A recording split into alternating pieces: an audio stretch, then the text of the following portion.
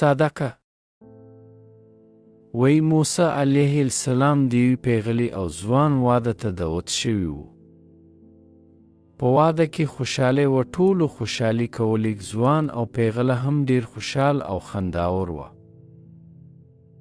د شپې په آخر کې حضرت موسی د دوی د بام په سر عزراییل ولیده او د هغه څخه یې پوښتنه وکړه چې څنګه راغلی او دلته څه کوي. عزراییل وویل نن شپه د خدای پاک په امر باید د ناوې او زوم څخه روح واخلم. یو تور مار به راشي، دوی به وچیچي او زه به د دوی روح واخلم. موسی علیه السلام په چورت کې شو او لاړ.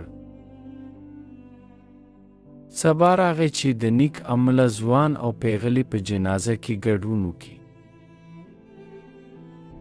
که ګوري چې ځوان او پیغله خوشحاله ولاړ دي او یو تور ماری هم مړ پروت ولید. نو حضرت موسی علیه السلام د الله جل جلاله څخه د دوی د عمر د اوږدوالي پوښتنه وکړه. الله امر وکړي په جبرائیل علیه السلام باندې. جبرائیل علیه السلام راغی، د نیک عمله ځوان او پیغلې څخه یې پوښتنه وکړه.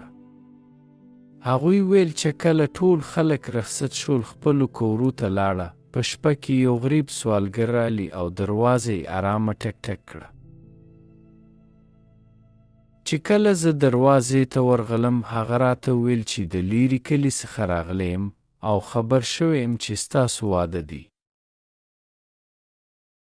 دا څو ورځې مې مناسبه ډوډۍ نه ده خوړلې، نن به موږ هم خوږه ډوډۍ وخورو.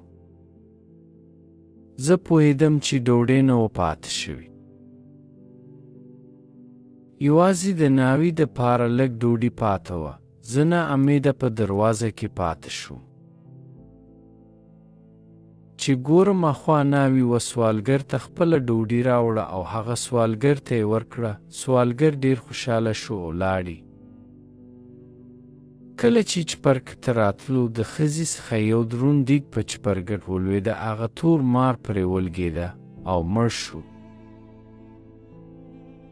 او مونږ ټوله شپه په عبادت تیره کړه. جبرائیل ویل ای موسی په دا پوه شه چې صدقه د ټولو بلاګانو مخه نیسي او د عمر د اوږدوالي سبب ګرځي. ګرانو ملګرو، په دې یقیني اوسئ چې صدقه یا د غریبانو سره مرسته کول په دنیا کې خوشحالۍ او آخرت کې جنتونه دي.